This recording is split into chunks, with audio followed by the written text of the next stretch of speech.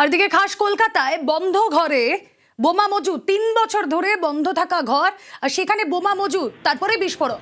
পাইকপাড়া গাঙ্গুলিপাড়া লেনের ছবি দেখুন।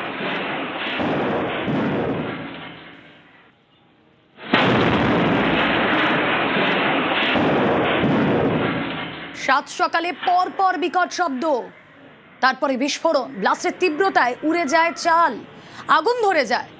ঘটনাস্থলে পৌঁছয় বম্ব স্কোয়াড, সায়েন্টিফিক উইং। ইতিমধ্যে সিসি ক্যামেরা ফুটেজে নজর পুলিশে।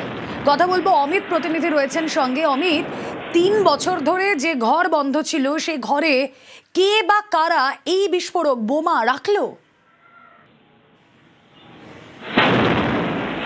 দেখো, এই বিষয়টাই তদন্ত করে দেখা হচ্ছে চিতপুর থানার তরফে, এবং একই সঙ্গে কলকাতা পুলিশের গোয়েন্দা বিভাগও তারা এক্সামিন করছে পুরো বিষয়। তো আমি ক্যামেরা পার্সনকে বলবো আরো একবার দেখানোর জন্য এই যে গাঙ্গুলিপাড়ার এই সেই ক্লাব ঘর, এবং দেখাই যাচ্ছে, আমি ক্যামেরা পার্সনকে বলবো একবার উপরের দিকটা দেখা যাচ্ছে যে এতটা বিস্ফোরণের তীব্রতা এতটাই ছিল যে উপরে যে টালির চাল সেটা কিন্তু পুরোপুরি উড়ে গিয়েছে, এবং এই টালির চাল উড়ে যাওয়ার পাশাপাশি তীব্রতার জেরে কিন্তু পাশের যে বাড়ি রয়েছে বা বিল্ডিং রয়েছে সেখানকার কিন্তু কাজ ভেঙে গিয়েছে। তবে যে প্রশ্ন যেটা উঠছে বা এলাকাবাসী যে প্রশ্ন তুলছেন যে এই ক্লাব ঘর প্রায় দীর্ঘ 3 বছর 3.5 বছর ধরে বন্ধ, কেউ এই ঘরটি ব্যবহার করে না, তো এর ভেতরে কিভাবে বোমা রাখা হলো বা বিস্ফোরক কিভাবে এলো সেই বিষয়টা নিয়ে কিন্তু প্রশ্ন তুলছে এলাকাবাসী। এমনকি ক্লাবের যারা পুরনো সদস্য তারাও কিন্তু তুমি সঙ্গে থাকো অমিত, স্থানীয়দের বক্তব্য শুনি, আবারও যাচ্ছি তোমার কাছে।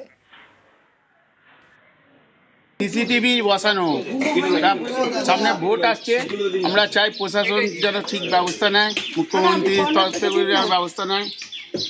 কি হচ্ছে কোথা থেকে তো বোঝা যাচ্ছে না, আর পুলিশ প্রোটেকশন দেওয়া উচিত এখন এখানে। দেখো, যে কারণে অমিত এই ঘটনা ঘটানো হোক না কেন, তার তো একটা কোনো সলিড রিজন থাকবে। ক্লাব দখল, জমি দখল, এই সম্ভাবনা খুব বেশি করে সামনে আসছে। স্থানীয়রা কি বলছেন? দেখো, একেবারেই দেখো, যারা লোকাল রয়েছেন তারা বলছেন যে শুধুমাত্র বিস্ফোরণ নয়, এই বিস্ফোরণ ঘটার নেপথ্যে কিন্তু অন্য কোনো কারণ থাকতে পারে, রহস্য থাকতে পারে। সেক্ষেত্রে এটি দখলের চেষ্টা হতে পারে, এমনটা কিন্তু অভিযোগ করা হচ্ছে যে এই যে জায়গা রয়েছে, জায়গার উল্টো দিকে আরো একটি বিল্ডিং রয়েছে, সেখানে কিন্তু প্রমোটিং হচ্ছে, এবং এই যে জায়গা সেই জায়গা কোনোভাবে প্রমোটারদের নজরে এসছে, এবং সেখান থেকে এটি দখলের একটা চেষ্টা কিন্তু চালানো হচ্ছিল।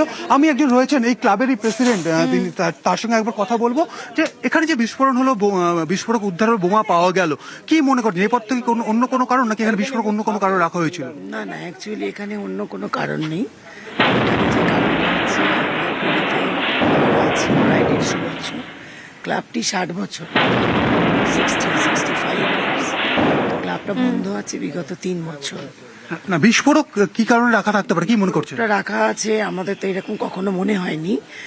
আমাদের পাড়াতে নতুন কেউ এসেছে এবং তার বাড়িতে বহিরাগত আসা যাওয়া করতো, প্রভাবশালী মানুষ এবং এডুকেটেড পার্সন। তো তিনি পরপর এসে 3-4টে বাড়ি এখানে কিনেছেন গলিতে। আমার এই গলিতে 15 বছরে এসে ওনার 3-4টে বাড়ি কেনা হয়ে গেছে। এখন এই জমিটা নিয়ে উনি পাওয়ার অফ অ্যাটর্নিতে রয়েছেন। আমি ওনার নাম বলতে পারছি না এই মুহূর্তে, তদন্তের বিষয়। তো এই ক্লাবটি নেওয়ার জন্য অনেক চেষ্টা করেছেন।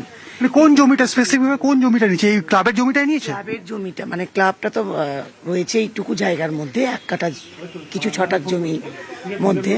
তো উনি এটা অনেকদিন থেকেই চাইছিলেন, তো আমি ওটাকে আটকে রেখেছি, আমি এবং আমার কয়েকজন। স্থানীয়রা কিন্তু বলছেন এর নেপথ্যে বড় কোনো যোগ রয়েছে।